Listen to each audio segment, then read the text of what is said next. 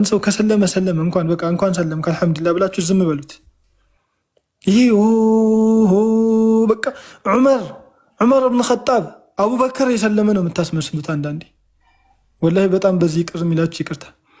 ለዲኑ ነስር እንደሚመጣ በቃ የሆነ ተአምር ዲን ላይ እንደሚፈጠር ከሰለመ ሰለመ አልሐምዱሊላህ እንኳን ሰለመ አርፎ ይማር አለቀ። ፔሪድ አለቀ። ምንም እንትን አያስፈልገውም። ነስር አይመጣም እስልምና ላይ። ራሱን ነው ከእሳት ያዳነው፣ እንኳን ራስን ከእሳት አዳንክ። የሚያስተምሩ ወንድሞች አሉ፣ የሚያስተምሩ እህቶች አሉ። በውስጥ መሰረታዊ የእስልምናን ትምህርት አልፎ ሄዶ ትምህርቱን ይማራል። በቃ የሆነ ዑመር የሰለመ ሐምዛ የሰለመ ይመስላል። ይህን ነገር ተውት። ከዚህ በፊት ብዙ ነገር ተምራችሁ ይሆናል ብዬ አስባለሁ። የሆነች ኮልታፋ ልጅ መጣች ሰለምኩኝ አለች። ከዛ በኋላ እስልምናን አሰደበች። የሆነች ልጅም እንደዛ የሆነ ልጅም እንደዛ ይሆን። አትማሩም እንዴ? ወላሂ ለዓዚም ይምሪ እንኳን እኔ በምን እንደሚል አይገባኝም። በቃ ሰለመ እንኳን ሰለመ አለቀ። ራሱን ከእሳት አተረፈ። እስልምና ላይ የሚጨምረው ነገር የለም። የቁጥር ብዛት የለብንም። የቁጥር ምንም ችግር የለብንም። ሰለመ እንኳን ሰለመ አለቀ። የራሱ ጉዳይ። የሚያስተምሩ ወንድሞች ያስተምሩት። ትኩረት መስጠት አያስፈልግም። እንደዛ አድርጉ። ሆነም ቀረ ግን እኔ አሁን ሰዓት ልገባ ስለሆነ ስለማን ያወራችሁ እንደሆነ አላቅም። አንዶች ልጅቷ ምናምን ወላሂ ለዓዚም አላቅም አልነበርኩም። ግን መማር የምትፈልግ ከሆነ እኔ እህቶች ጋር ማገናኘት ስለምችል በውስጥ ታናግረኝ፣ ወይ ኡስታዝ ጀማልን በውስጥ ታናግረው፣ ወይ ወንድ ከሆነ ደግሞ በውስጥ ያናግረን። አንዳችንን እኛ ደርስ ውስጥ እናስገባዋለን። ሴት ከሆነችም ሴቶች ጋር፣ ወንድ ከሆነም ወንዶች ጋር እናደርገዋለን። አርፎ ይማር። ቲክቶክ ላይ እዚህ ምንም አይሰራም። የሰማች ነው። ሀና ነው ስሟ።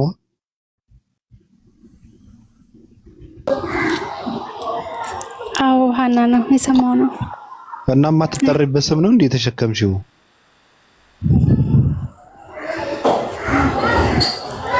እንዴት ነሽ? ደህና ነኝ። ሰላም ነው? አለን። ሰላም ነው አልሐምዱሊላህ። ሰለምቴ ነሽ? አዎ ሰለምቴ ናት እያሉ ነው። መቼ ነው የሰለምሽው? ቅርብ ጊዜ ነው። ተይ እንጂ ማለት ለምንድን ነው የምተወው?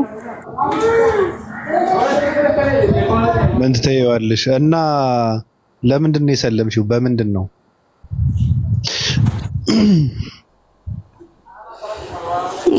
የሰለምኩት ያው ከዚህ በፊት ክርስቲያን ነበርኩኝ። ኦርቶዶክስ? አዎ። የክርስትና ስምሽ ማን ነበር? ሀና ማርያም። ሀና ማርያም? አዎ። እሺ ሰለምሽ ታዲያ? አዎ ያለሁበት ቦታ ትንሽ ድምፅ አለ። አሁን አይረብሽም አይደለ? አልረበሸንም እኮ እኛ አዲስ ነገር መስማት ስንፈልግ እኮ ለምን ዝሆን አይጮህም? እሺ እኔ አሁን ሰለምቴ ነኝ፣ ሙስሊም ነኝና ግን ከእስልምና እሺ ችግር የለም። ካልተመቸሽ ችግር የለውም። እሺ ከሞት በኋላ ባለው ህይወት ማለት ነው ለማመን እፈልጋለሁ፣ ግን የሆነ በጣም ነው የምጠራጠረው። በቃ አንቺ ስትሞች አፈር ሆነሽ ነው የምትቀሪው እንጂ ከሞት በኋላ ህይወት የሚባል ነገር የለም የሚለው ሀሳቡ በቃ ማለት በጣም ነው የምጠራጠረው በዚህ ጉዳይ ላይ። ማለት ማን ነው አፈር ሆነሽ ነው የምትቀሪው ያለሽ? በክርስትና እንደዛ የሚል አስተምሮ የለም። ያው መንግስተ ሰማያት ትገቢያለሽ፣ ዳሽን ተራራ የሚያክል ክንፍ ይገጠምልሻል። ከዛ ገነት ውስጥ እየበረርሽ ምናምን ከላይ ነው ዝም ብለሽ በቃ እየተንሳፈፍሽ እየበረርሽ በክንፍሽ ሁሉ ነገር ነጭ ነው፣ ወርቅ ነው። በቃ ምግብ አትበይም፣ አትጠጪም ምናምን ነገር ነው። በቃ እንደ መልአክ እየበረርሽ ኖር ያለሽ ነው የሚባለው። የሚበረው መንፈስ ማይታይ ነገር በምንህ ምን ይገጠምልሃል? በምንህ ነው የሚገጠምልህ? መንፈስ አይታይም። በምንህ ምን ይገጠምልሃል? እንዴት ውስጥ ተበራል ማለት እኔ ገነት ውስጥ እንዴት ይሆናል አይደለም፣ ግን በምንህ ነው የሚገጠምልህ? አካል ከሌለ ባዲ ከሌለ ዳሽን አይደለም ለምን የክሊማንጃሮ ተራራ ለምን ይገጠማል? እንዴት ነው የሚገጠም? ወላሂ ቀልድ አይደለም፣ እየቀለድኩ አይደል። የሚበሩ በምን ነው የሚገጠምላችሁ? ማይታይ ማይጨበጥ ነገር ምን ይገጠምላል? እንትና የማይሞት ስጋ ለብሰው ይነሳሉ ነው። እንደዛ ነው። ከዛ ትነሳለህ፣ የማይሞት ስጋ ለብሰህ ትነሳለህ። ከዛ ክንፍ ይገጠምልሃል በሁለት እንትንህ። ከዛ በቃ ትበራለህ ምናምን። መብረሩ ምን አስፈለገ ነው? ኢየሱስ እየበረረ ነው ትልም። ኢየሱስማ በአባቱ ቀኝ ቁጭ ብለዋል። መብረሩ ሳይሆን ቁም ነገሩ እንትን ላይ አለ። ኦርቶዶክስ 81 አሐዱ ላይ አለ። ልክ ራቆት እንድትወለድ ራቆትን በፈጣሪ ዘንድ ትቆማለህ ይላል እና ከልጅነትን ጀምሮ ስትሰራው የነበረው ኃጢአቶች ሁሉ በጫንቃ ትሸከመዋለህ ይላል። ግን በሴም ታይም ክርስቲያኖች ደግሞ ኢየሱስ ሞቶልናል ይላሉ። ግን ገነት ወይም ደግሞ መንግስተ ሰማይ የምንገባው ደግሞ በመንፈስ ነው ይላሉ። ለዚህ ነው አሁን እኛ ሙስሊሞች ገነት ትገባላችሁ፣ እንበላለን፣ እንጠጣለን፣ እናገባለን ትላላችሁ፣ እኛ መንፈስ ነው ይላሉ። በምኑ ነው ምኑ ይገጠምለታል? እሱ ውሸት ነው። በመንፈስ ነው የሚል ሰው ካለ ውሸት ነው።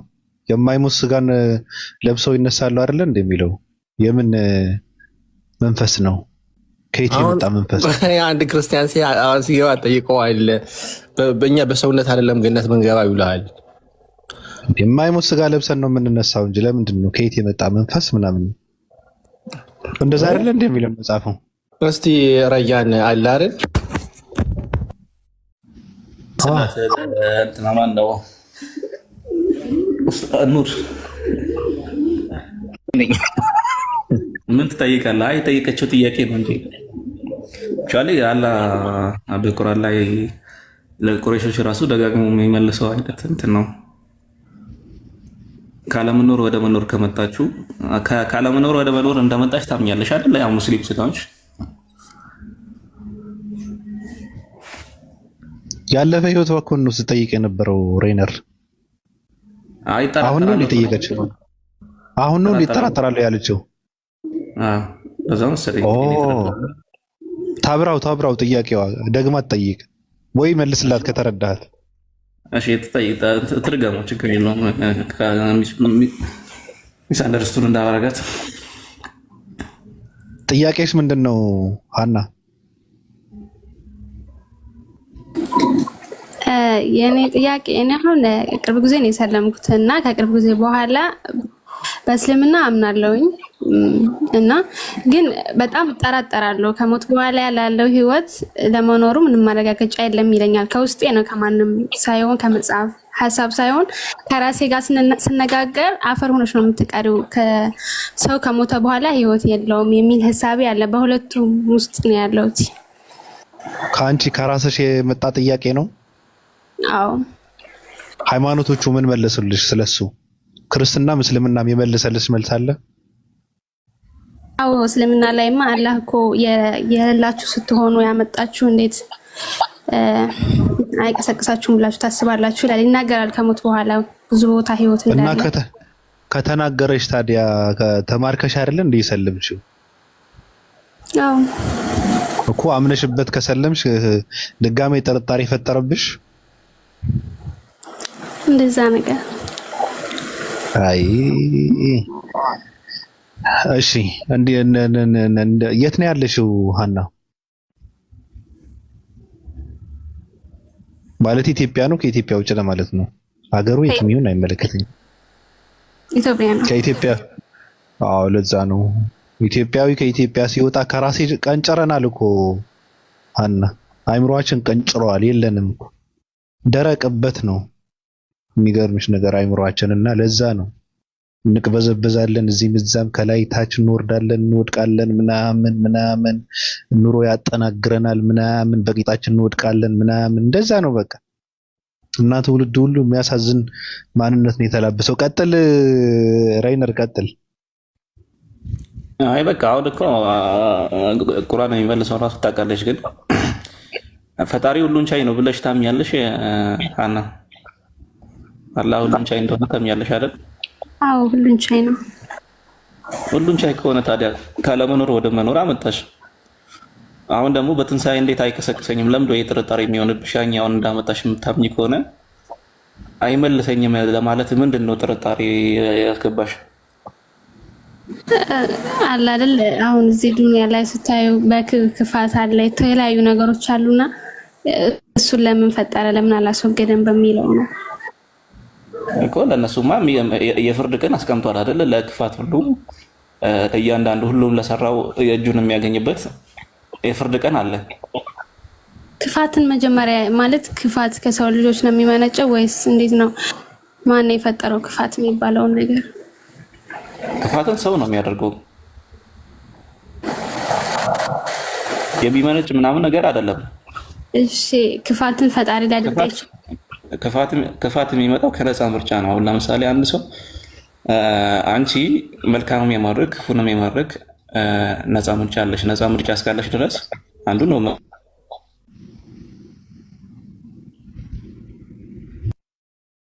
የሰው የሆነ የራሱ የነፃ ምርጫም አለው አውቃለሁ።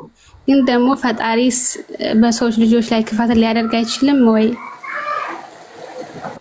ማለት ምን አይነት ክፋት? ለምሳሌ ከነ ክፋት ነው የፈጠረው ለማለት ነው? አይደለም። ክፋትን ስልህ ችግርን አላሪቶስ ፈተና የምንለው መቸገርን ከሀብት ከህመም የተነሳ እንደዚህ አይነት ነገሮችን ነው። ይሄ አላህ ውሳኔ ነው። ይሄን ኡስታዝ ጀማል ቢመለስ ይሻላል። እኔ ብዙም በዚህ ላይ መናገር አልችልም።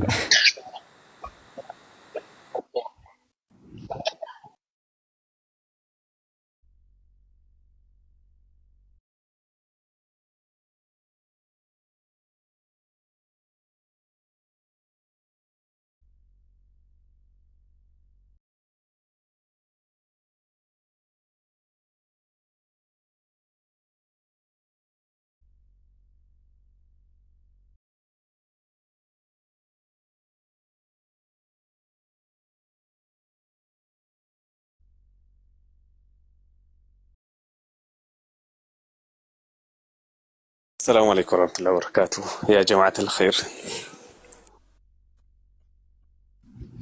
أني سمعوكنا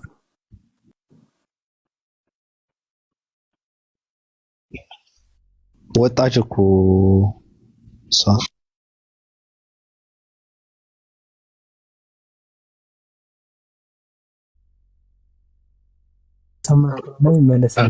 ወጣለች። በቃ ኢንሻአላህ ብትመለስ አሪፍ ነበር። መጀመሪያው እስልምና እነዚህ አርካኑል ኢማን የምንላቸው ወይም የእምነት መሰረቶች የሚባሉት ከሱ አንዱ ያው ሞቶ በመነሳት ማመን ነውና አሁን ያንን ነገር ልታመን የከለከላት ነገር ምን እንደሆነ ለማወቅ ነበር የጠየቅኳት። ያው ከአርካኑል ኢማን አንዱ ያው በአላህ ማመን ነው። አላህ አይተነው አይደለም ያመነው ወይም ደግሞ በመላእክቶች ማመን ነው። መላእክቶችን ደግሞ አይተናቸው አይደለም ያመነው። አላህ ደግሞ ከዚህ በፊት ነብያቶችን ልክ ያለው ብለዋል። እንደ እምነታችን በነብያቶች እናምናለን። ስላየናቸው አይደለም አላህ በቁርአኑ ስለነገረን ነው። እንዲሁም ደግሞ ከዚህ በፊት ኪታቦች ደግሞ ወርደው ነበር ብለን እናምናለን። እነዛም አይተናቸው አይደለም። ያው ቁርአን ነው በእጃችን ያለ። ከዚህ በፊት አላህ ያወረዳቸው መለኮታዊ መጻሕፍቶች ነበሩ ብለን እናምናለን። እና ባላየናቸው ነገሮች ልጠይቃት የነበረው ጥያቄ ምንድነው?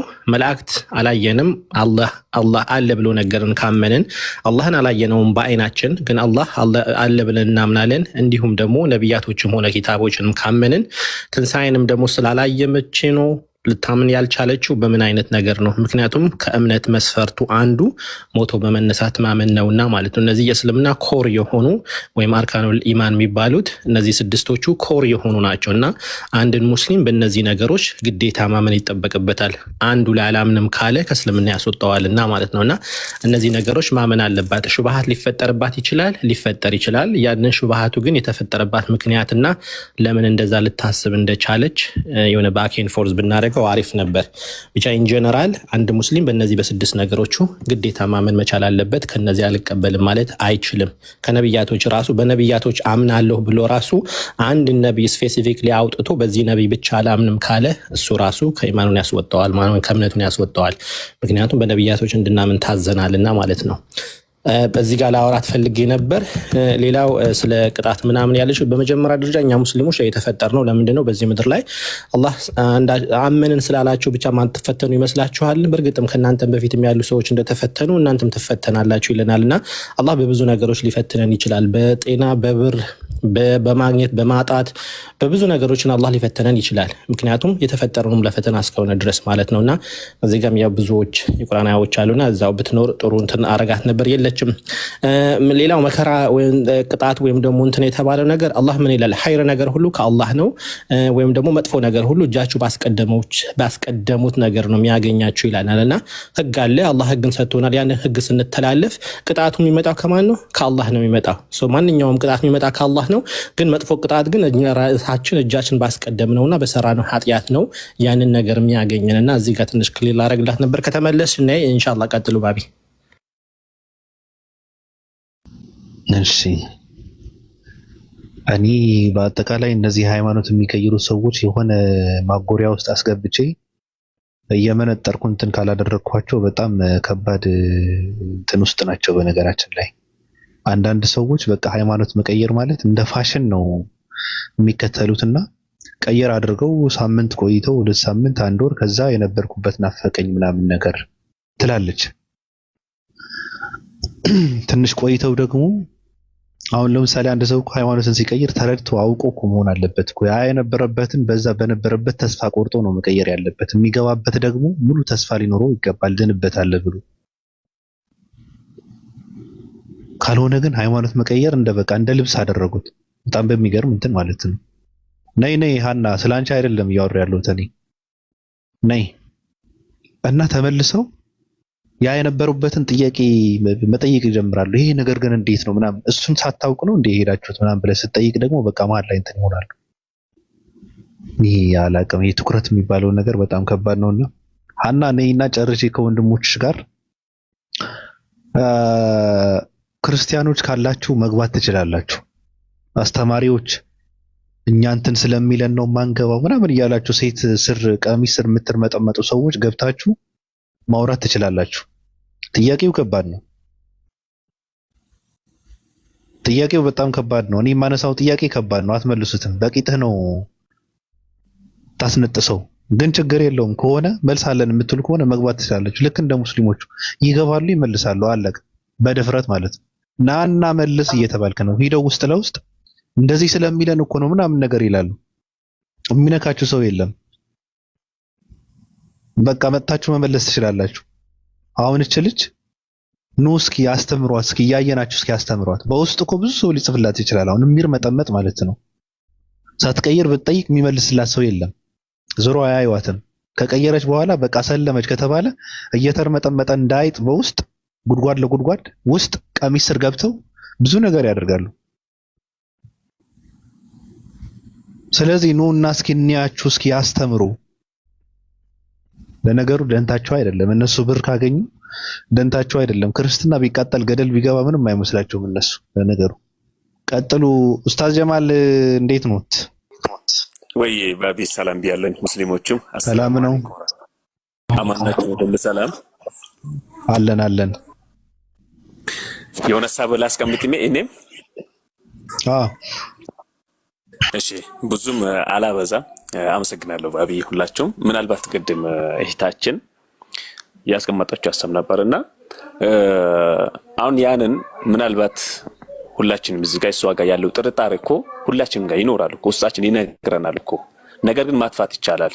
አሁን ለምሳሌ እንበልና እኛ አላህ Subhanahu Wa Ta'ala አላየነውም። ጀነት ምን እንደሆነ አላየንም። ጀሃነም ምን እንደሆነ አላየንም። አጠቃላይ ሩቅ የሆኑ ነገሮችን አላየናቸው። ነገር ግን አላህ Subhanahu Wa Ta'ala በቁርአኑ ነግሮናል። እንደዚሁ ነብዩ አለይሂ ሰላቱ ወሰለም በሐዲሳቸው ነግሮናል።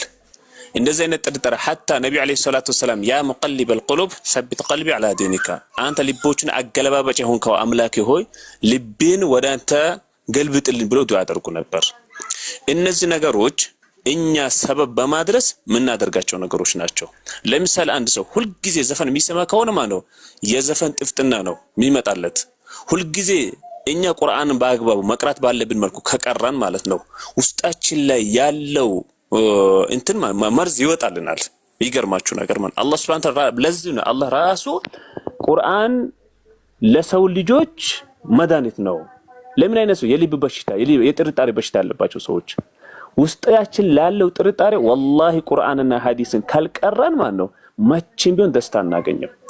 እኛ እስከዛሬ ድረስ እስልምናን ስለ እስልምና ስንጠይቅ የነበረው ክርስቲያኖች እስልምና ለመቀበል ነበር። እስልምና ከተቀበለችው በኋላ ባህር ውስጥ ነው የገባችሁ። በዛ ባህር መጠጣት መቻል አለባችሁ። ዝም አትበሉ ነው።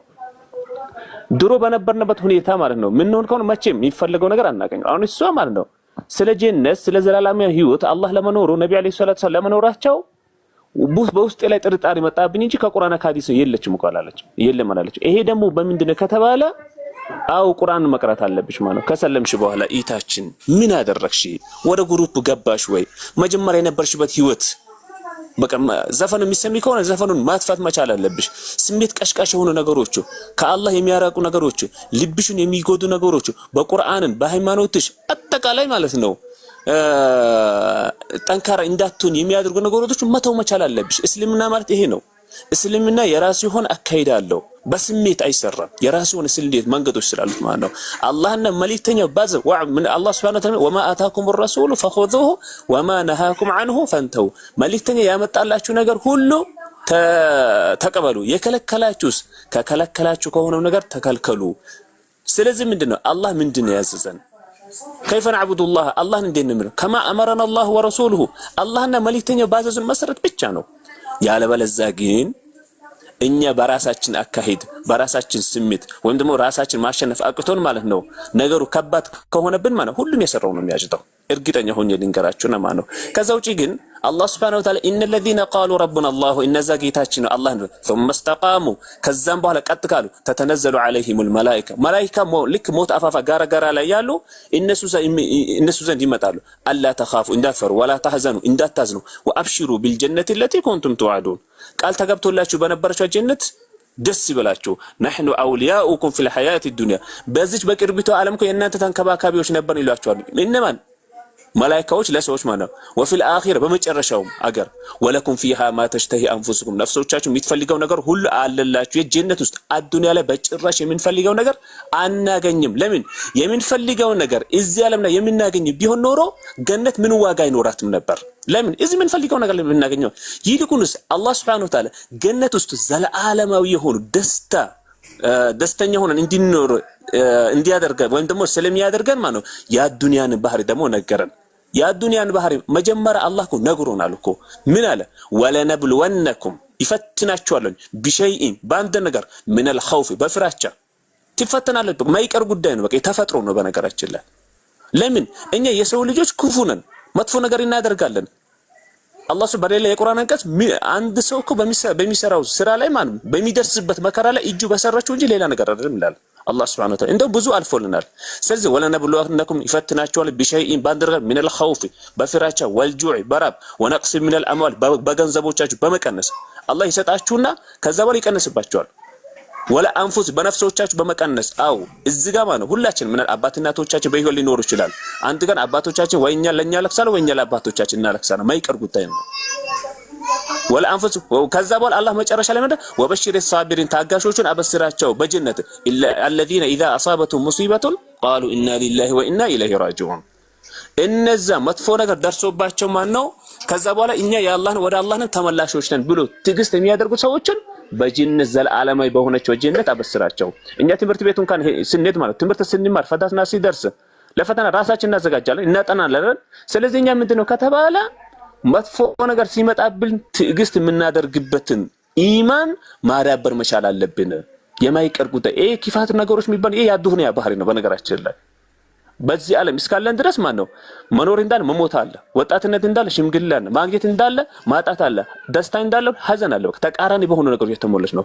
ፍጹም የሆነ ደስታ ጀነት ውስጥ ነው የሚገኘውና ስለዚህ ስለ እስልምና ጠንቅቀን ማወቅ መቻል አለብን። በጣም አበዛውኝ። እንግዲህ ሰላም አለይኩም ወራህመቱላሂ ወበረካቱ። ቴንክ ዩ ችግር የለውም።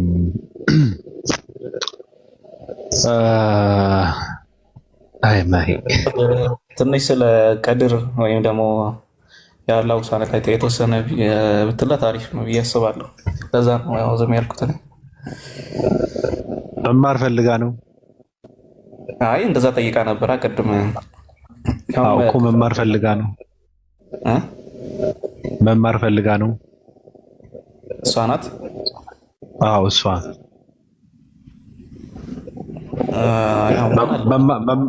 አዎ ጥያቄ ካላት በውስጥ ትጠይቀው አንዳንድ ጥያቄዎች። ኦኬ እሺ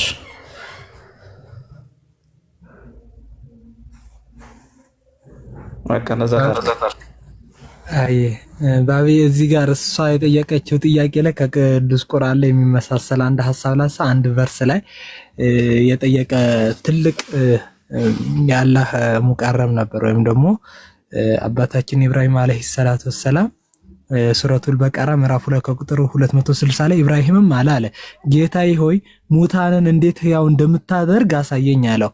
ትክክለኛ ጥያቄ ኢብራሂም ጠየቀ። ምክንያቱም ጀስት የሰው ልጅ የሚያደርገውን ነገር በሴንስ ኦርጋኖቹ ቼክ የሚያደርገውን ነገር ያው እንትን ያደርጋል ማለት በሚያየው በሚሰማው ምናምን ነገር ነው። በአይን የሚገባ ይታመናል ምናምን የሚባል ነገር አለና እንደምታደርግ አሳየኝ ባለው ጊዜ አስታውስ አላህ Subhanahu Wa Ta'ala በሚነግረን ጊዜ አላመንክም ምን አለው አላህ Subhanahu Wa Ta'ala ማለት ነው። አይደለም አምኛለሁ አለው። እንግዲህ አምኗል ማለት ነው። አምኛለሁ ግን ልቤ እንዲረጋልኝ ነው አለ። እሺ ከዛም በኋላ አላህ Subhanahu Wa Ta'ala ምን አለ? ከበራሪዎች ወፎችን 4 ያዝ ወደ አንተም ሰብስባቸው ቆራርጣቸውም ከዚያ በኮረብታዎችም ሁሉ ላይ ከነርሱም ቁራጮች አድርግ ከዚያም ጥራቸው ፈጥሮም ይመጡልሃል አላህ አሸናፊና ጥበበኛ መሆኑንም እወቅ አለው ማለት ነው። ስለዚህ እንግዲህ አላህ Subhanahu Wa Ta'ala ምንድነው ያለው? እንግዲህ እንዴት ያው እንደ ሐይ እንደምታደርጋቸው አድርገኝ ባለው ጊዜ እንግዲህ አላመንክም ምን ባለው ጊዜ አያምኛለሁ ግን ልቤ እንዲረጋልኝ ነው ብለዋል ማለት ነው ኢብራሂም አለይሂ ሰላቱ ወሰላም እንኳን አንቺም ጀስት ቅዱስ ቁርአን እየነገረሽ እንዲረጋልሽ ከሆነ አለዚህ ሐለቀል መተሎ ለሐያተ ለበለኩም አየኩም አሰነው አመለ ነው ወይም ደግሞ የሐሞትና ህይወት መፈተኛ አድርጎ የሐለቀው ጌታ ነው።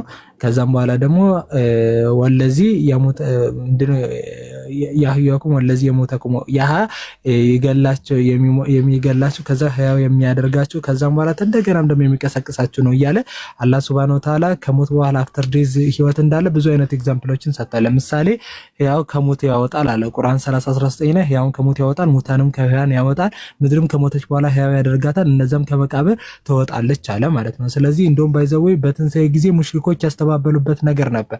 እንዴት ነው ሰው ከበሰበሰ አንቺ ቅድም ያነሳሽውን ጥያቄ ከሞተ በኋላ አጥንቶቹ ሁሉ ከተለያዩ በኋላ እንዴት ነው ዳግም የሚቀሰቀሰው ብሎ የተናገረው ነገር ነበርና አላህ Subhanahu Wa Ta'ala ሲመልስ ምን አለ?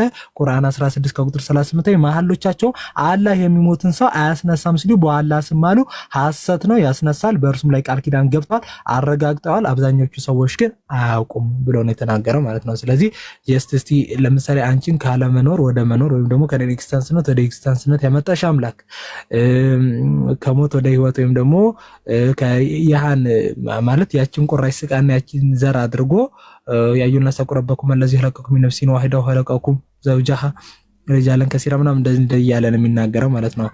ሚነፍሲን ዋሂዳ የሚለው ከአደም አለይሂ ሰላቱ ወሰለም ሁሉም ሰው እንደ ኦት ስፕሪንግ እንዳደረገና ከዛም በኋላ ደግሞ ያው በሪሌሽንሺፕ የሰው ልጆች እንደሚሄለቁ ምናምን አላህ Subhanahu Wa Ta'ala ብዙ አይነት ኤግዛምፕሎች አይቷል ማለት ነው። ከሰማይ የምናወርደውን ዝናብ አትመለከቱ ምን ከዛም በላይ ሞተችውን ምድር እንዴት ነው ያው የምናደርጋት እያለ ኤግዛምፕል የሚሰጠው ነገር አለ።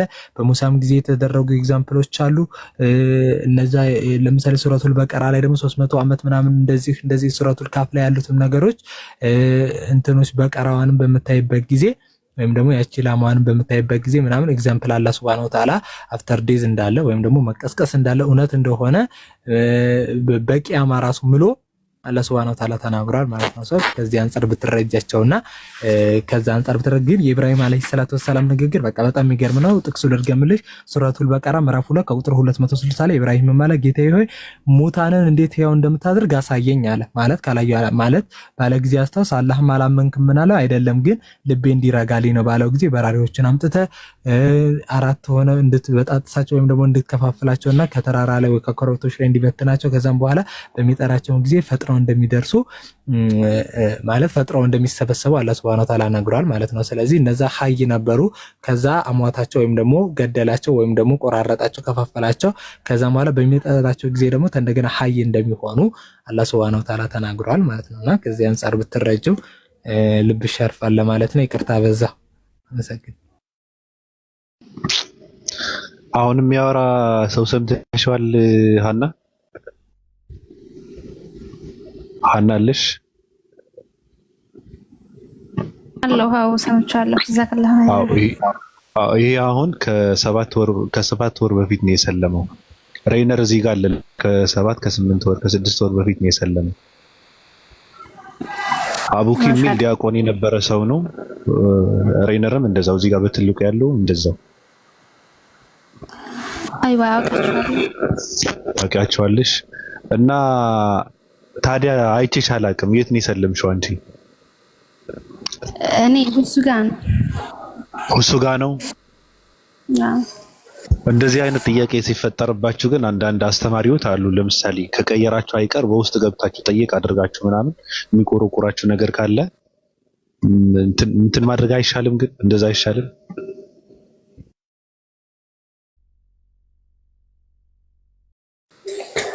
አይዋ ይሻላል። ያው ግን እኔ እንደዚህ አይነት ጥያቄ ስመጣ ሰው ሲጀመር ሰው ይረዳኛል ብዬ አላስብም ምናምን ነገር እና እፈራለሁ ራሱ እንደዚህ ለመጠየቅ። ክህደት ነው ምናምን የሚለኝም ሰው ስላለ ከዚህ በፊት ጠይቄ አልጠይቅም በቃ። ገና ዛሬ ጠየቅኩ ራሱ እዚህ ጋር ማለት ነው። እፈራለሁኝ እንደዚህ አይነት ነገሮች ያው በውስጤ ጥርጣሬ ስለሆነ ከሞት በኋላ ህይወት የለም በቃ አንቺ አፈር ነው የምትሆኚው ይሄ የሚባል ነገር የለም ነው የሚለኝ ውስጤ ጋር ማለት ነው። እና እንደዚህ አይነት ጥያቄ እንደዚህ ስጠይቅ ራሱ ያስወጣሻል ምናምን ያለኝ ሰው ስላለ እፈራለሁ እዚህ መጥቼ ለመጠየቅ በዛ አይነት ሁኔታ ማለት ነው። እኮ እዚህ ጋር ስትጠይቂ እኮ ብዙ ነገር ነው። አሁን አስተያየት የሚሰጥ ሰው አለ፣ ብዙ ነገር ነው የምትባዩ። ገብቶሻል? ትኩረት ፈልጋ ነው። እኔ ራሱ እንደዛ ነው የምለው። እንደዚህ የሚሉ ሰዎች እውነት ፈልገው አይደለም፣ ትኩረት ፈልገው ነው። በቃ ዝም ብለው ነው።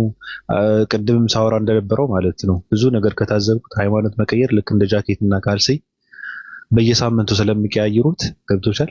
ዋና መሪያቸውም ዮኒ ማኛ ነው። ይቀያይራሉ ዝም ብለው በቃ ቀላል ነገር ነው የሆነው። የሃይማኖት ትርጉም ደግሞ አንቺ ውስጥ ያለው አመለካከት እንደዛ እንድትሆኝ ያደረገች ከዛ አንጻር ነው። ሰው ይገባል ይወጣል፣ እዚህ ጋር ይመለሳል ምናምን፣ በደል በዛ ምናምን፣ ከዛ ሃይማኖት የሚባለው ነገር ውሸት ነው እንዴ ማለት ይጀምራል። ገብቶሻል? ከዛ ደግሞ አንቺ ያልሽ ሆነ ይመጣል። ምንድነው ሰው ግን ሞቶ እንዴት ነው የሚቀሰቀሰው? ይህ ውሸት ነው አፈር ይሆናል ማለት ነው ምናምን እያልሽ ደግሞ እንትን ትያለሽ። ገብቶሻል? እንደ አንድ ሃይማኖተኛ ግን ያለሽበትን ሃይማኖት ጥያቄ የሚፈጥርብሽ ነገር ካለ አዋቂዎች የሚባሉ ሰዎችን ጠጋ ብለሽ መጠየቅ፣ ያ ነገር እንትን ካልተመለሰ ደግሞ ሌላ ሰው መጠየቅ፣ እንደዛ ያለ ነው እንጂ ሚዲያ ላይ መጥተሽ የምትጠይቂ ከሆነ በነገርሽ ላይ እኔ አሁን የማልወደው ነገር በጣም የሚደብረኝ ነገር ሰዎች መብታቸው ነው አይመለከተኝም፣ ግን አይመቸኝም፣ ግን ሃይማኖት ስለቀየሩ ሃይማኖት መቀየራቸውን ሰበር ዜና የሚያስነግሩ ሰዎች አሉ። ለምሳሌ የሰበር ዜና ማስነገር ሰለምኩ ብለው መናገራቸው ሳይሆን በቃ ሰለምቴው ምናምን ነገር ብለው ብዙ እንትን ስማቸው አድርገው የሚንቀሳቀሱ ሰዎች አሉ። ምናልባት እነሱ ከእንትን አንጻር ሊሆን ይችላል እኔ እንደዚህ ነበርኩ ስለዚህ እንደኔ ወደዛ መምጣት አለባቸው አይነት ስብከትን ለመስበክ ለማስተማር ፈልገው ሊሆን ይችላል። ገብቶሻል? እንደዛ ሊሆን ይችላል። ግን እንጃ በቃ ከእንትን አንጻር ስታየው ደግሞ በጣም እንትን ነው። ስትጠየቅ ይደርሳል ብዬ ነው የማምነው። ስትጠየቅ ይደርሳል። በቃ ከተጠየቅ እንደዚህ ነበርኩ አሁን እንደዚህ ነኝ ምናምን ብለህ ብታብራራና ብትመክር፣ መምከርም ከፈለክ ስብከትም ከፈለክ ብትሰብክ እንደዛ የተሻለ ብዬ ነው የማምነው። ራሳችሁን ዝቅ አታድርጉት። በነገራችን ላይ ሃይማኖት ትልቅ ነገር ነው። ሃይማኖት ዝም ብሎ ሰው እንደ ጃኬት የሚቀያየረው እንትን አይደለም። ሲበርድህ የምትለብሰው ሲሞቅ ደግሞ የምታወልቀው ነገር አይደለም። ሃይማኖት በጣም ከባድ ነው። ልትከተለው የሚገባው በእውቀት በመረዳት መሆን አለበት ብዬ ብቻ ነው የማምነው እንጂ ከተከተልከው አውቀህም ከተከተልከው ካመንክ ከዛ በኋላ ያለው ነገር መስዋዕት ነው መክፈል ያለብህ። እንደውም ለሃይማኖት ማለት ነው። በእውቀት ነው የተከተልከው፣ ተረድተህ ነው የተከተልከው። የምትከተለው ሃይማኖት ብቻ የውርስ መሆን የለበትም። አባቴና እናቴን ያቆዩልኝ ሃይማኖት ነው ተብሎ ሰው ዝም ብሎ መከተል የለበትም። ገብቶሻል? ከዛ ያለ ነገር ግን አይቶ ገምግሞ አብሰልስሎ አስተንትኖ የተከተለው ሃይማኖት ከሆነ በልፍስፍስነት ማንነቱን ዝቅ ማድረግ የለበትም ብዬ ነው የማምነው። ይጮሃል አይደል? ይላል አረባቢ ጥሩ ነው። ኦኬ በቃ እንደዛ ሆኑ። ሰው እንስሳ ነው የሆነብን በዚህ ዘመን ማለት በጣም በሚያሳዝን መልኩ ማለት ነው። ሃይማኖት እንደ እንትን ነው በቃ ኖርማል ነገር አድርገው ነው የሚቀያይሩት። ስለዚህ እንደዛ መሆን የለባቸውም። በተለይ ደግሞ ትኩረት የሚፈልግ ሰው ካለ፣ መፈመስ የሚፈልግ ሰው ካለ፣ ሌላ ነገር የሚፈልግ ሰው ካለ በብዙ ነገር እኮ መፈመስ ይቻላል። ከመታወቅ ደግሞ ማወቅ ይቀድማል እኮ። ብታውቁ ትታወቃላችሁ። ለማወቅ ብትጥሩ እውቀታችሁን እንድታወቁ ያደርጋችኋል። በድድብናችን መታወቃችን ምንም ትርጉም የለውም። እንደውም ሸክም ነው፣ ከባድ ኃላፊነት ነው። ስለዚህ ለመታወቅ ከመጣር ይልቅ ለማወቅ ከጣራችሁ ያ እውቀት ደግሞ እናንተ ታዋቂ ያደርጋችኋል። በቃ ባትፈልጉም ታዋቂ ያደርጋችኋል። ታዋቂነት ደግሞ በሃይማኖት ባይፈለግ መልካም ነው ራሱ። ለምንድን ነው ሃይማኖትን እንትን በማድረግ ታዋቂነትን ፍለጋ እኮ ምንም ትርጉም የለውም። ሃይማኖት ስትቀይሩም በቃ የነበራችሁበትን ሃይማኖት በሱ ተስፋ መቁረጥ አለባችሁ። ምንም ድህነት እንደሌለው ውሸት እንደሆነ ተስፋ መቁረጥ አለባችሁ። የምትቀይሩ ከሆነ ስትገቡ የምትገቡበትን በቃ ትክክል እንደሆነ ምንም ነገር ቢፈጠርም ፍንክች አልልም ብላችሁ ስታምኑ ውስጣችሁ እንደዛ አይነት እምነት ሲያሳድር ብቻ ነው መቀየር ያለባችሁ ብዬ ነው እማምነው። ሰው ማይጫወትባችሁ የሰው ልጆችን ዓላማ ማስፈጸሚያ መሆን የለባችሁም። ሰው ዓላማውን ማስፈጸሚያ ሊያደርጋችሁ አይገባም። የሌሎች እምነቶች የሚነካበትን የሚያሳዝንበትን ሊያደርጋችሁ አይገባም። አንዳንድ ሰዎች በእነሱ እንዝላልነት ትንሽ ስለሚልፈሰፈሱ እነሱ ስለሚነጠፉ እነሱ ላይ ቁጭ ብለው ሰዎችን ለማናደድ የሚሉ ሰዎች አሉ። በጣም ከቀሚስ ስር የማይወጡ ሰዎች ማለት ነው። እንደዛ አይነት ማንነት በጣም ነው የሚያሳዝነው። ሰው ነና ሰው ናችሁ። በቃ ሰዋዊነታችሁን ተጠቀሙበት። እናንተ ከማንንም ሰው ጋር እኩል ናችሁ። ከእናንተ የሚበልጥ ሰው የለም። ስለዚህ በላጭ ነኝ ብላችሁ የምታስቡ ከሆነ ዕውቀትን አንደኛ ነገር በራሳችሁ መንገድ ፈልጉት። በራሳችሁ መንገድ እና በራሳችሁ ፍላጎት ሊኖራችሁ ይገባል። ለዕውቀት ተነሳሽነት ሊኖር ይገባል እንጂ ሰው ስለሰበከ ብቻ ሰው ስላስተማረ ብቻ ከሱ ብቻ እንትን አትሆኑ። በቃ ሰው እናንተን ማሳወቅ ስለፈለገ ብቻ አዋቂ ይሆናሉ ብላችሁ እንትን ማድረግ የለባችሁም። ለዕውቀት ተነሳሽነት ሊኖራችሁ ይገባል። እንደዛ ከሌለ ደግሞ ማንንም ሰው እየመጣ እሱማ እንትን የለውም ራሱ በጀስት እንትን ኮስሞሎጂስት ላይ ምናምን እንደዚህ ቢግ ባንግ ቲዮሪ ላይ ምናምን ስትሄድ ዓለም ከተፈጠረች 13.8 ቢሊዮን ዓመት ነው የሚለው ራሱ ማለት ነው። ከ1 እስከ 8 ያለውን ራሱ የሚያጠና ቢሊዮን ዓመት ያው ኮስሞሎጂ ውስጥ ይባላሉ።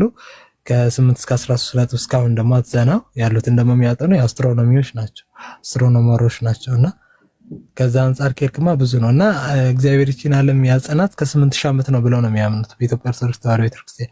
የማቴዎስ ወንጌል አንድምታ ትርጓሜ ላይ አለ እስከ 8000 ዓመት ከሆነ ዓለም ከተፈጠረ እስካሁን 7518 ምናምን ዓመት ከሆነ አይ ቲንክ ስታቀናነሰው 480 ምናምን ዓመት ይቀራል። እና ባይዘው እስካሁን አሁን የምትኖረው 24 ሰዓት እንዳልሆነ ታውቃለህ ባቢ? ምን አልከኝ? 24 ሰዓት አይደለም አሁን የምንኖረው ብለው የሚያስቡት እነሱ። ከሰው ኃጢአት የተነሳ እግዚአብሔር ከሌሊቱ 4 ሰዓት ከምንድነው ከቀኑ 4 ሰዓት ከሌሊቱ 2 ሰዓት ቀንሶበት 6 ሰዓት ማለት ነው። ስለዚህ ከ24 ላይ 6 ሰዓት ሲቀርስ ደግሞ 18 ሰዓት ይሆናል ማለት ነው። ለዛ ነው ቀኑ ፈጠረ ምናምን የምትሉት ብለው የማቴዎስ ወንጌል ትርጓሜው ላይ ቲንክ መግቢያው ላይ ራሱ አለ ራሱ ዓለምን እስከ 8000 ዓመት እንዳጸናት ከዛም በኋላ የሰው ልጅ የሚኖረው 18 ሰዓት ምናምን እንደሆነ ራሱ የተቀመጠ ነገር አለና ለዛ ነው ቀኑ የሚፈጥረው ምናምን ብለው ከኃጢአታቸው የተነሳ የሰው ልጆች እንደዚህ እንደቀነሰባቸው የሚናገር ነገር አለ። ድርሳነ ዑራኤል ላይ ደግሞ ቴዎድሮስ የሚመጣው እንግዲህ በ7590 ዓመተ ምህረት ነው ይላል። ወይም ደግሞ እንትን ስትወጣ ማለት ነው። ይሄ ምንድነው ጅራታማ ኮከብ ዘውድ የጫኑ 3 ኮከቦች የካቲት ስንት ቀን አይ ቲንክ ባልሳሳት እንደዛ አለና ይወጣል ከተባለ እንግዲህ ቴዎድሮስ ሊመጣ 110 ቀን 110 ዓመት ምናምን ነው ገና የሚቀረው ቴዎድሮስ ብለው የሚያስቡት ነገር አለና እና ከዛ አንጻር የሆነ ስሌት አለው ራሱ ባሕረ ሐሳብ የሚባለውን ትምህርት አይ ቲንክ በጌዙ ላይ አካተን ለመስጠት ቆንጆ ነው። ራሱ ቢሰጥ ጥሩ ነው። ጥሩ ትምህርት ነው እሱ ራሱ ባሕረ ሐሳብ የሚባለው ዓለም ከተፈጠረ እስካሁን ስንት ቀናቶች አልፈዋል፣ ስንት ወራቶች አልፈዋል፣ ስንት ሳምንቶች አልፈዋል፣ ስንት አውደ ዓመቶች፣ ስንት አውደ በክቴ ምናምን የሚባል መጥቀ ምናምን የሚባሉ ነገሮች አሉና እስካሁን አልፏል። የዛሬ ስንት ዓመት ለምሳሌ በአብይ መች ነው የተወለደው? በምን ወንጌላዊ ነው የተወለደው? ምን ቀን ነው የተወለደው? ምን ሰዓት ነው የሚለውን ያው ጀስት ካልኩሌሽን አለ። ፋክት ይሆን አይሆን እንግዲህ አይደል ነው፣ ግን ተምረናል። ራሱ ባሕረ ሐሳብ ባሕርና ሐሳብ ከሚል ነገር ነው የመጣው። ባሕር ማለት ሰፊ ነው፣ ሐሳብ ማለት ደግሞ ያው አይዲያ ነው ራሱ እና ከዛ አንፃር ነው ራሱ እና ተሰውሮ ነው ያለው እስካሁን ዓለም ከተፈጠረ እስካሁን ድረስ 3 ሚሊዮን 600 ቅዱሳን ተሰውሯል ብሎ ነው የሚያምኑት። 3 ሚሊዮን 600 ቅዱሳን ኧረ አይምጡ ባሉበት ይቅሩ ምን ይሰራሉ ብለህ ነው እንዴ? እኛ የት እንደርስባቸዋለን? ጭራሽ ዓለም በካህን ልትሞላ ነው እንዴ? ያሉ ይበቃሉ። ምንም አልጠቀሙም። ምንድን ነው መጠየቅ ፈልጌ የነበረው ረሳሁት። አንተ ነበር በእናትህ አቡበከር ባለው ይህንን ለኢየሱስ የማይሆንበት ምክንያት ማለት ነው ምን እንደመልከዝድቄ ሶሪ ኢየሱስ ማለት የእግዚአብሔር ልጅ ነው የተባለው እዚህ ጋር ትልቁ ነገር አሁን ያንን ሁልጊዜ ስታነሱላቸው ማለት ነውና ኢየሱስ አትሊስት እናት አለው ይሄ ግን አባትም እናትም የለውም ሲባል የሚሄዱበት መንገድ አለ ምክንያቱም ኢየሱስ የእግዚአብሔርንም የሰውም ልጅ ነው ማለት ሰው ፍጹም አምላክ ነውና ምንም እንኳን በሰውነቱ እናት ቢኖርም በአምላክነቱ ግን የለውም ብለው የሚያነሱት አርጊውመንት ይኖራል ስለዚህ እዛ ጋር ደግሞ ትልቁ ነገር የሚያስራቸው ምን እንደሆነ ታውቃላችሁ ኢየሱስ እንዳልኳችሁ የእግዚአብሔር ልጅ ተብሏል እንደ በዮሐንስ ወንጌል 5:36 ላይ እኔ ግን ራሴን የእግዚአብሔር ልጅ ነው ያልኩኝ ነው የሚለውና የእግዚአብሔር ልጅ እንደሆነ ያምናሉ ይሄኛው ግን የተባለው የእግዚአብሔር ልጅ ሳይሆን like the son of God ነው የተባለው ወይም ደግሞ ልክ እንደ እግዚአብሔር ልጅ ነው የተባለው ስለዚህ እንደ እግዚአብሔር ልጅ ከሆነ ሁለት ናቸው የእግዚአብሔር ልጅ የተባለ ኢየሱስ አለ ይሄኛው ደግሞ ልክ እንደ እግዚአብሔር ልጅ በእግዚአብሔር በአማርኛው በአርገው ነው ያስገቡት እንግሊዘኛ ግን like the son of God ነው የሚለው ስለዚህ like the son of God ከተባለ እንደ ኢየሱስ ለምሳሌ አሁን እኔ ኑራዲስ ልክ እንደ ባቢሎን ምን ልበል ሀበሻ ነው ለነበር ባቢሎን ሀበሻ አይደለም እና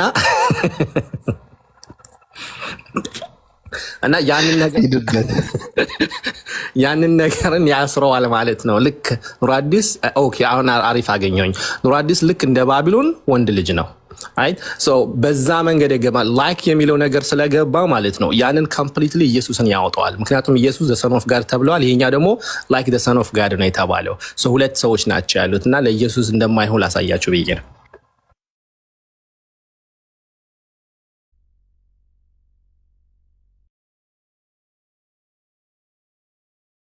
የሚገርም ነው እሺ የጻፈለት ወይ የደወለለት ሰው አለ እንዴ ለነገሩ በቃ ከመጣ እንትን ካለ አሪፍ ካልመጣ ደግሞ ካልመጣም አሪፍ ነው ግዴታ አይደለም ምናልባት የሆነ ነገር እናደርጋለን ስለተባባልን ነው እንጂ ካልመጣም አሪፍ ነው እሺ ሙግዲ ነው እንዴት ነሽ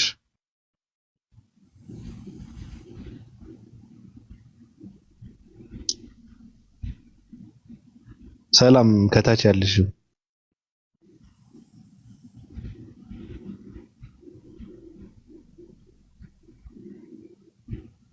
አይሰማም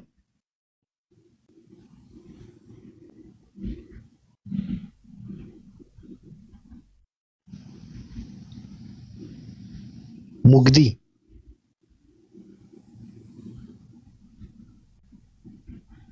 ኮለምን አታወራ ምንድን ነው የሚዘጋት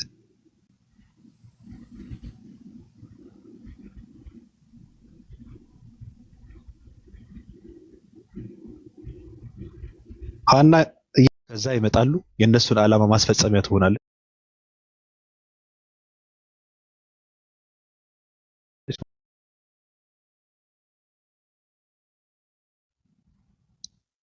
እና ኢምራን ግን የጠራው ሰው አለ ካለ ብዬ ነው እሺ ማይር ባቢዬ ኢምራን ደውዬለት ነበር ስልክ አያነሳ ድጋሚ ደውለታለሁኝ አሁን ለውጣ ስለሆነ ማሂር ትከተላለ ማሂር አዲስ ቪዲዮ ለቋል ይባካችሁ እስኪ እዚህ ጋር አስባችሁታል 500 ምናምን ሰዎች ገብተን ማድረግ አለብን ሁሉ ብናደርግ የምር ነው አያችሁ በቃ ወለወንድሞቻችን እናግዛቸው አላኩል ያለን እዚህ ጋር ያለን ይሄ መልእክት ለሁላችንም ነው ምንድነው መሰላችሁ ሁሉም ሰው የሰራውን ነው የሚያጅደው ለምሳሌ እንበልና የኑሮ ማለት ኑሮአችን ለማስተካከል የተሻለ ኑሮ ለመኖር ሀገራችን ለቀን እስከ ስደት ድረስ ሄደናል ስለ ሃይማኖታችን ለማወቅስ ለምንድነው ጊዜያችን ገንዘባችን ጉልበታችን መስዋዕት አድርገን ለምንድነው ሊፋት ማናደርገው ነው ለምን ሰይጣን አለ ነፍስያ አለ ስሜት አለ እነዚህ ነገሮች ወደ መጥፎ ነገር ነው እንዳንማር እንዳንሰግድ አላህን እንዳናስታውስ በጥሩ ነገር እንዳናዝ ከመጥፎ ነገር እንዳንከለከል ነው የሚያደርጉ አደራችሁ ሌላው ደግሞ ጓደኛ እንምረጥ አደራችሁ ለእናንተ ተጠቀሙ ሴቶችም ነው ወንዶች በጥሩ የሚያዝ ከመጥፎ የሚከለክሉ ጓደኞች ከሌላችሁ እናንተ ብቸኛ ናችሁ والله ብቸኝነታችሁ ይሻላችኋል ሐቂቃ ለመናገር አደራችሁ ለምን ከተባለ ጓደኛ ማለት ነው መርዝም ነው መድኃኒትም ነው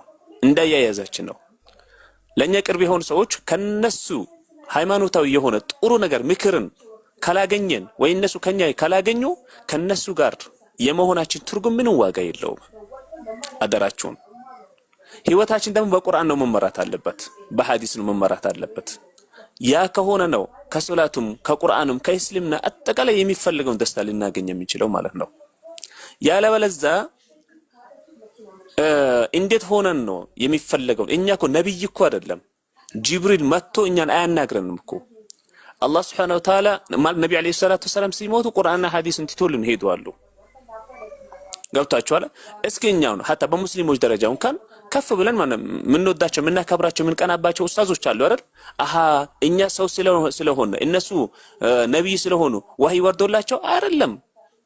ምናልባት መብላት የፈለጉ መጠጣት የፈለጉ እርፍት ማድረግ የፈለጉ ስለ እስልምና ለማወቅ አፈር ድሜ በልቶ በቀን 3 ሰዓትና 4 ሰዓት እያጠኑ የሚፈልጉትን ነገር አግኝተዋል ቢያስባሉ መጨረሻቸውን አላህ ያስተካክልላቸው እንጂ ማለት ነው።